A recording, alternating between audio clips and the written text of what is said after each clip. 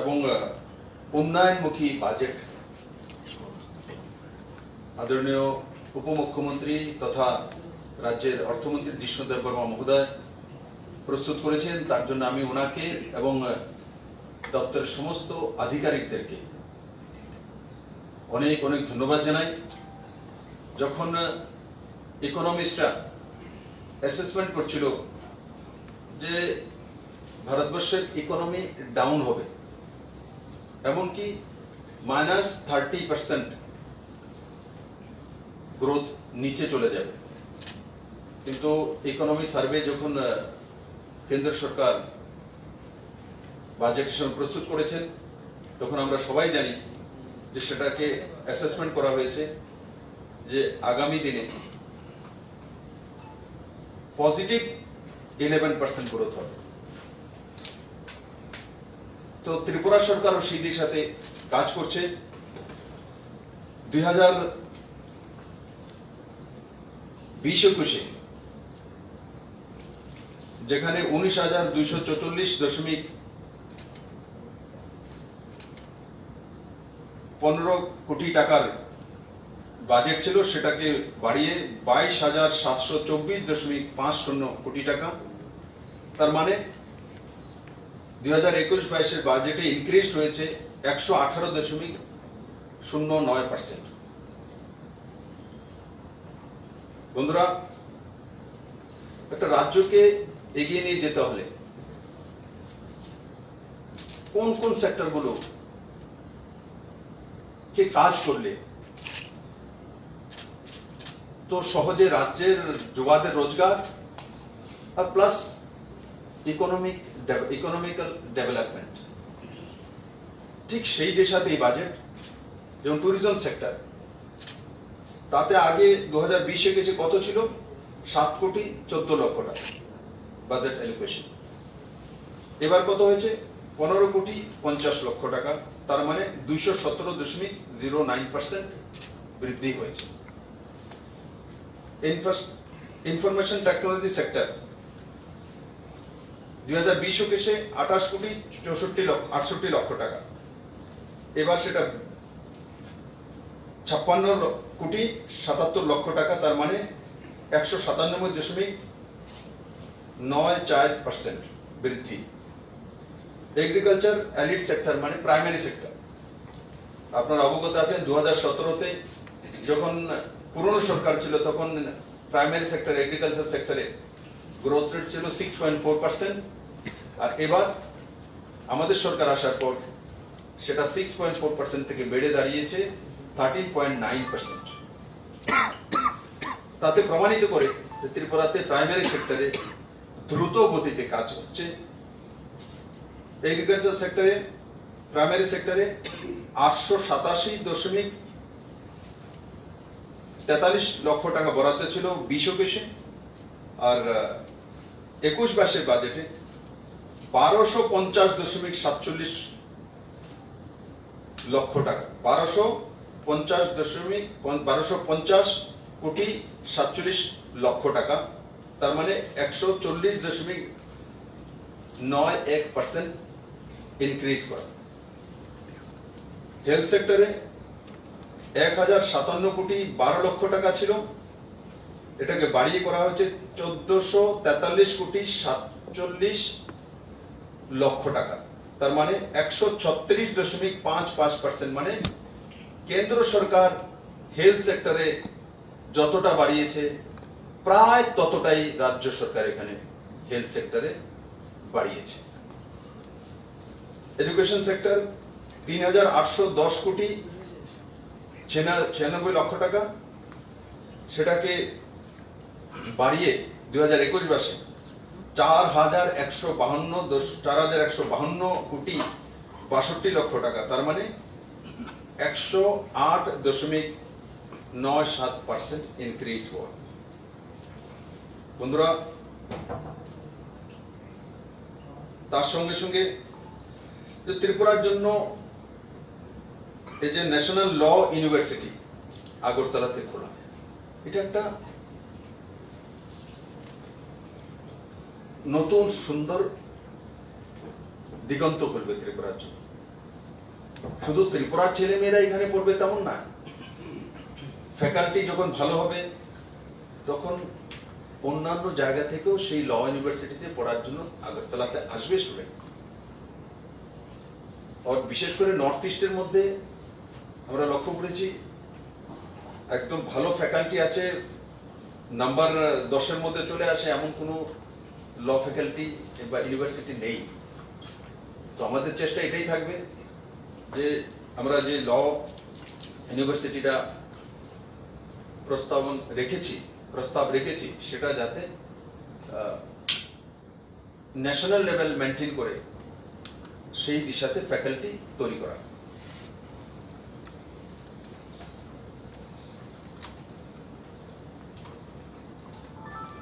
বন্ধুরা, তার সঙ্গে সঙ্গে যে ট্রাইবাল কালচার এবং মিউজিক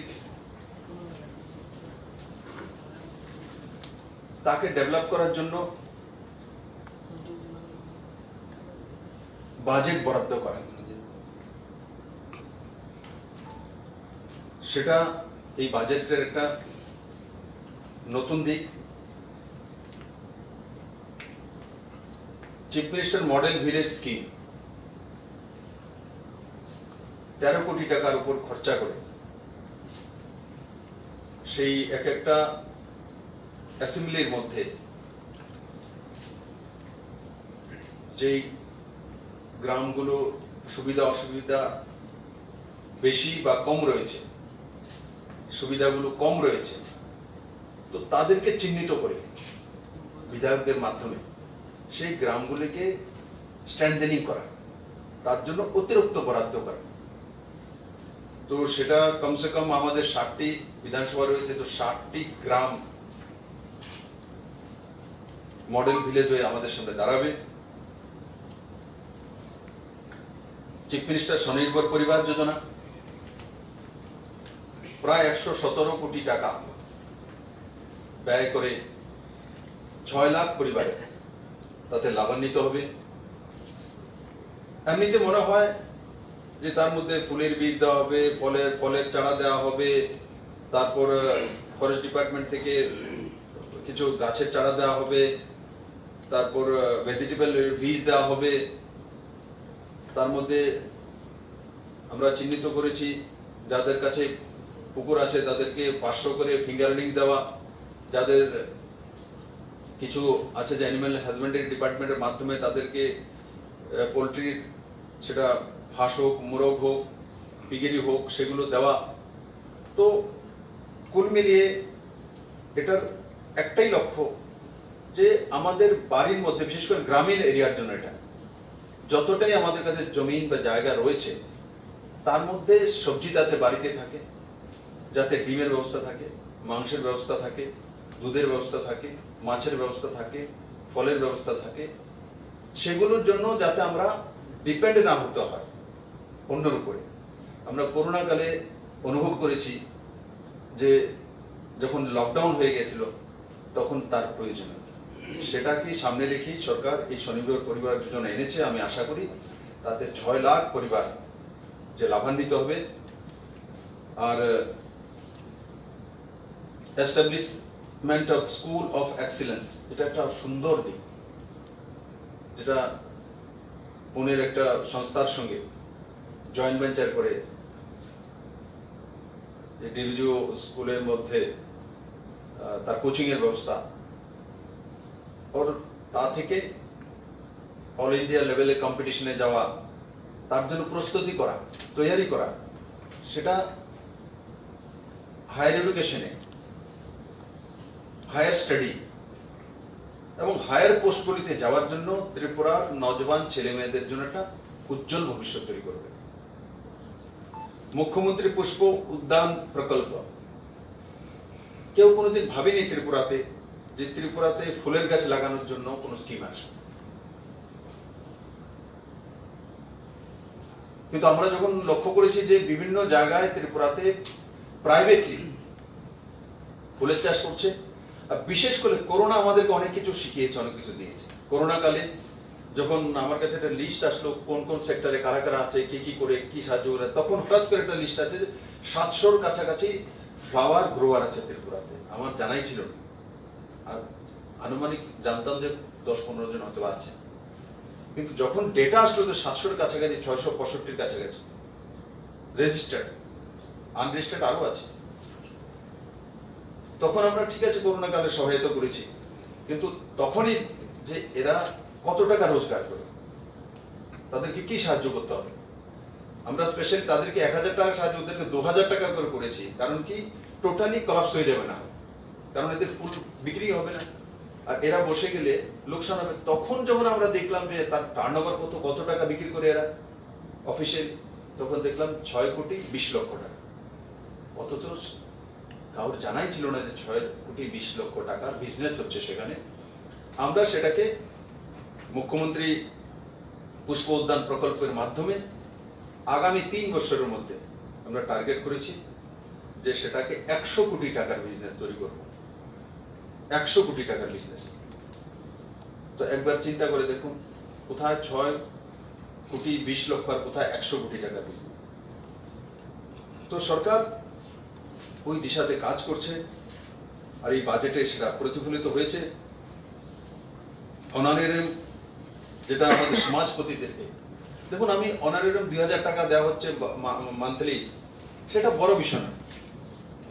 যে রাজ্যে 7th পে স্কেল লাগু হয়ে গেছে, সে রাজ্যে কেউ 2000 টাকা পাচ্ছে, সেটা বড় বিষয় না। সবচেয়ে বড় বিষয় হচ্ছে যে আমি দেখেছি তাদেরকে যখন আমি পুরস্কৃত, তাদেরকে সেই সার্টিফিকেট দিয়েছি, 2000 টাকা কি না তার মধ্যে ওদের কোনো ইন্টারেস্ট নেই। সমাজপতিরা সবচেয়ে খুশি যে আমাদেরকে এই সরকার আইডেন্টিফাই করেছে, আমরা সরকারিভাবে সমাজপতি।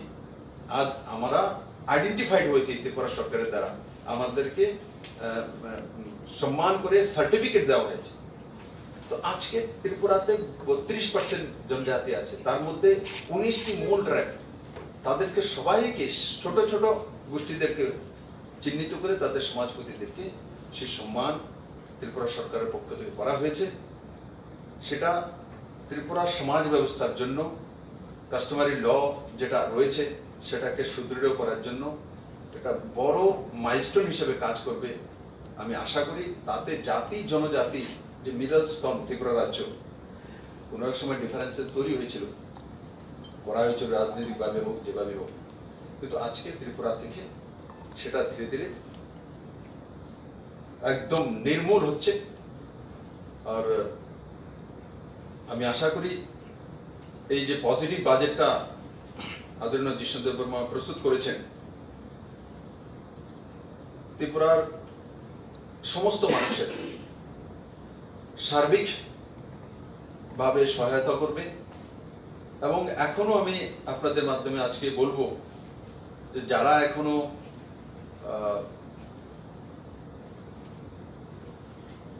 যে মূল ধারাতে আসেননি,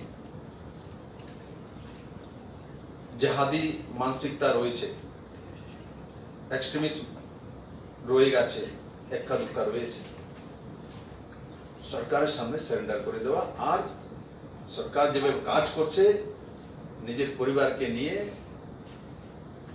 সেই দিশাতে ডেভেলপমেন্টকে নিজেকেও ঝুঁকে দেওয়া। তো আমি আশা করি জাতি জনজাতির মিডল স্তর ত্রিপুরা রাজ্যে আজকের যে বাজেট প্রস্তুত হয়েছে, তার মধ্যে আরেকটা বিষয় হচ্ছে, ত্রিপুরার অনেক দিনের ডিমান্ড ছিল যে আমরা মুম্বাইতে যখন চিকিৎসার জন্য যাই, ক্যান্সার ইনস্টিটিউশনে থাকার ব্যবস্থা, কারণ ক্যান্সারের ইলাজ, তার জন্য চিকিৎসা করার জন্য লম্বা সময় থাকবে, 1 মাস 1.5 মাস, হোটেলে কিভাবে থাকবে, কত খরচা করবে। তো আজকে সরকার, মহারাষ্ট্র গভর্নমেন্ট থেকে একটা ভূমি ব্যবস্থা করেছে। আমি আশা করি কম সময়ের মধ্যে কনস্ট্রাকশন তৈরি হবে। ও ত্রিপুরা থেকে যারা সেই হসপিটালে যাবে, তো সেখানে সেই ত্রিপুরা ভবনে থাকার ব্যবস্থা হবে। সেটা বহুদিনের একটা ত্রিপুরাবাসীর যে ডিমান্ড ছিল, তার আজকে অবসান হয়েছে। আর এবার যেটা আরেকটা লক্ষণীয় বিষয়, ত্রিপুরাতে আমরা কল্পনা করিনি যে সেন্ট্রালাইজড অফিস হবে। এমনিতে মনে হয় যে এটা কি আবার সেন্ট্রালাইজড একটা বিল্ডিং হবে, তার মধ্যে অনেকটা বড় দিক রয়েছে, কারণ সেন্ট্রালাইজড একটা জায়গায় যখন 100 কোটি টাকা খরচা করে বিল্ডিং তৈরি করা হবে, তার মধ্যে সমস্ত দপ্তরগুলি যখন থাকবে, তখন মানুষের যে হয়রানি হতো, একবার অভয়নগরে যাব, একবার আরকে নগরে যাব, একবার সেক্রেটারিয়েটে আসবো, একবার ওখানে জিবি নন্দননগরে যাব, এই সমস্ত কিছু সমাধান হবে। আপনি দেখুন একটা মানুষকে কত হয়রানি হতে হয়, বিভিন্ন জায়গায় অফিসগুলো, ট্রান্সপোর্টেশন কস্ট কত লাগে, কত খরচা হয়, টাইম কতটা লাগে। এখন যখন সেন্ট্রালাইজড একটা জায়গায় সমস্ত অফিসগুলো চলে আসবে, তো যে কোনো ব্যক্তি সে অফিসের যারা কাজ করেন তাদের জন্য সুবিধা, আর যারা সেই অফিসে কাজ নেওয়ার জন্য আসেন তাদের জন্য সুবিধা, কারণ এক বিল্ডিং এ যাবেন তো এক জায়গা থেকে সমস্ত কাজ হয়ে যাবে। না হলে আমরা কি হয়, ছোট্ট একটা কাজ করার জন্য পুরো দিন চলে যায়, এখানে একবার যাবো 10 কিলোমিটার, ওখান থেকে ব্যাক করে আসবো 15 কিলোমিটার, এখানে যাবো 7 কিলোমিটার। তো সেই দিকটাকে সামনে রেখে এই সরকার সিদ্ধান্ত করেছে সেন্ট্রালাইজড অফিসগুলোর একসঙ্গে আগরতলাতে প্রথম আমরা স্টার্ট করব, ধীরে ধীরে বিভিন্ন ডিস্ট্রিক্টও আমরা সেই দিশাতে নিয়ে যাব।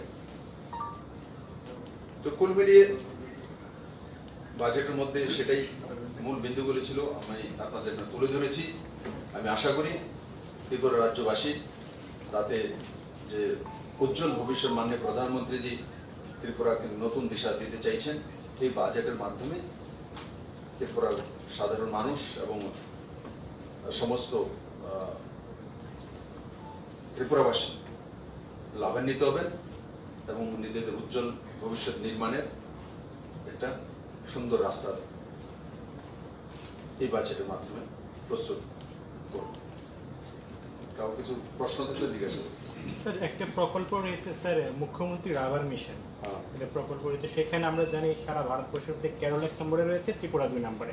তো এই প্রকল্পের মাধ্যমে যে আপনার প্ল্যানিংটা রয়েছে, তাকে আমরা কেরলকে ছাড়িয়ে প্রথম নম্বরে যাওয়ার কোনো পরিকল্পনা রয়েছে? দেখুন, কেরলকে ছাড়িয়ে যাওয়ার মতো কেরলের কাছে যে ভূমি আছে ভৌগোলিকভাবে ওইভাবে আমাদের কাছে নেই, ঠিক।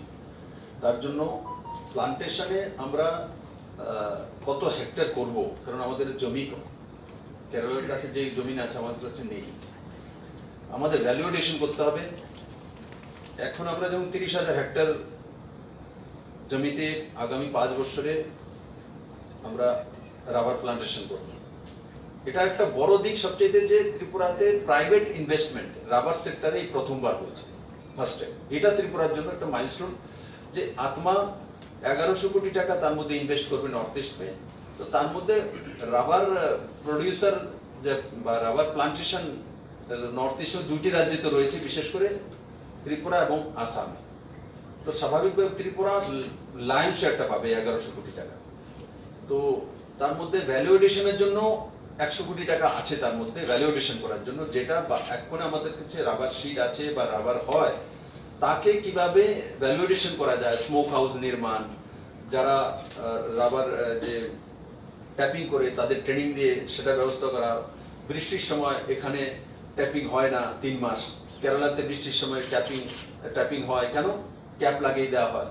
তো ক্যাপ লাগানো, এই 3 মাস আমরাও তো এখানে প্রডিউস করতে পারি। তো সেই দিশাতে আত্মা ইনভেস্টমেন্ট করবে আরো 100 কোটি টাকা ভ্যালুয়েশন, কারণ সেটাতে ভ্যালুয়েশন করলে সঙ্গে সঙ্গে প্রোডাকশন বাড়বে, সঙ্গে সঙ্গে রেজাল্ট চলে আসবে। আর যেটা প্লান্টেশন, এটা উইথ আফটার 7 ইয়ার 8 ইয়ার্স দেন আপনার কাছে রোজগার আসবে, তার আগে নয়। কিন্তু সেটাও দোনোটা, একদিকে ভ্যালুয়েশন আর আরেকদিকে নিউ প্লান্টেশন, দুইটা এক যুগে যখন চলে তখন গ্রোথ বাড়ে। আর তার মধ্যে সবচেয়ে সুবিধা হচ্ছে যে তার মধ্যে যারাই প্লান্টেশন করবে প্রাইভেটলি, তো তাদের শুধু পরবর্তী সময়ে 7 বছর বা 8 বছর পরে যখন রাবার যে ম্যানুফ্যাকচারিং মানে তার মধ্যে কস্ট বেরোনো শুরু হবে, তখন গিয়ে সে ব্যাংকের কিস্তি দেওয়া শুরু করবে, তার আগে তার কাছ থেকে কিস্তি নেওয়া হবে না। আর পুরো লোনটাই ইন্টারেস্ট ফ্রি, ইন্টারেস্টও আত্মাই দেবে। তো এই ধরনের স্কিম কখনো ত্রিপুরা আসেনি। তো আজকে বাজেটের মাধ্যমে এই স্কিমটা সামনে রাখা হয়েছে, তাতে ত্রিপুরাতে বড় মাত্রার রাবার গ্রোয়ার রয়েছে, ছোট বড়, এরা লাভান্বিত হবে। এবং ত্রিপুরা সরকার এসইজেড এর মধ্যে কিভাবে রাবার রিলেটেড ইন্ডাস্ট্রি গ্রো করা যায় সেই বিষয়ে বিভিন্ন প্রাইভেট কোম্পানির সঙ্গে আলোচনা করছেন। আমি আশা করি কম সময়ে কোনো না কোনো রেজাল্ট এখানে দেখা যাবে, কারণ আমাদের কাছে চিটাগাং পোর্ট খুলে গেছে। আইটি সেক্টরে এডুকেশনে একটা কোয়ান্টাম ঝাম দেখা যাচ্ছে, প্রায় 28 কোটি টাকা থেকে 56 কোটি টাকা। তো এর মধ্যে কি স্পেশাল কোনো প্ল্যান গভর্নমেন্টের আছে? দেখুন, আইটিতে তার জন্য আইটি হাব আছে আমাদের। আমরা আইটি হাব তৈরি করছি পুরনো জেলখানাতে। স্বাভাবিক আপনি বুঝতে পারেন, আইটি হাব যখন করছি সেখানে ইনভেস্টমেন্ট করতে হবে। তার মধ্যে বড় বড় যে আইটি সেক্টর কোম্পানিগুলি, সেগুলোকে তো আমরা স্পেস দেব, কিন্তু আমরা নিজেরাও সরকারের পক্ষ থেকে, দেখুন আইটি এমন একটা সেক্টর, যেমন ত্রিপুরাতে 175টা সার্ভিস এখন অনলাইন হয়ে গেছে, 36টা ডিপার্টমেন্ট অনলাইন হয়ে গেছে। তারপরে জাগ্রত ত্রিপুরা সাইট আমরা লাগু করে দিয়েছি।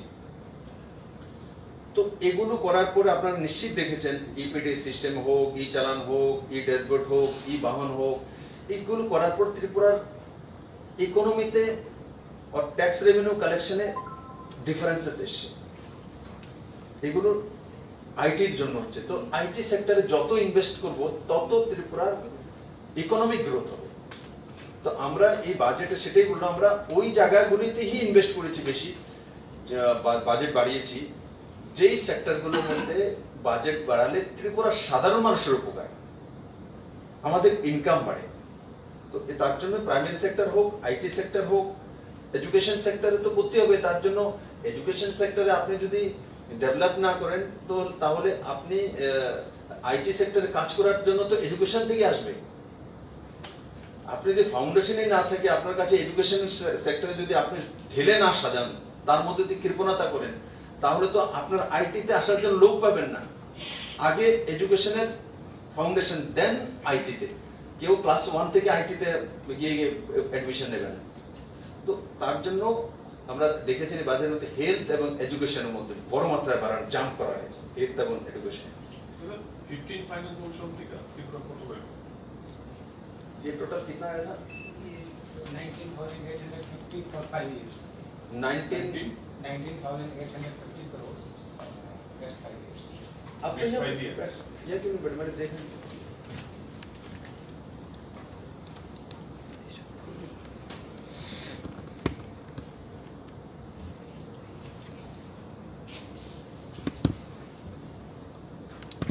ठीक है। স্যার একটা বিষয় হচ্ছে, আমরা জানি গত 11 মাস করোনাকালীন সময় গিয়েছে স্যার। এই মুহূর্তে এই যে বাজেট পেশ করেছেন, ত্রিপুরা রাজ্যের ইকোনমিক্যালি যদি দেখা যায়, তাহলে সর্বোপরি এই বাজেটটাকে ত্রিপুরার জন্য আগামী দিনের ইকোনমিক্যালি গ্রোথের ক্ষেত্রে কতটা অ্যাডভান্টেজ হবে স্যার? ইকোনমিক্যালি গ্রোথ অ্যাডভান্টেজ কতটা হবে সেটা তো সময় বলবে। আমরা অ্যাসেসমেন্ট করতে পারি। অ্যাসেসমেন্ট তো সেটাই বলে, যেমন পার ক্যাপিটা ইনকাম 2017-তে 1,04,44 টাকা ছিল পুরনো সরকারের। আমাদের সরকার আসার পর সেটা হয়েছে 1,25,600 কাছাকাছি।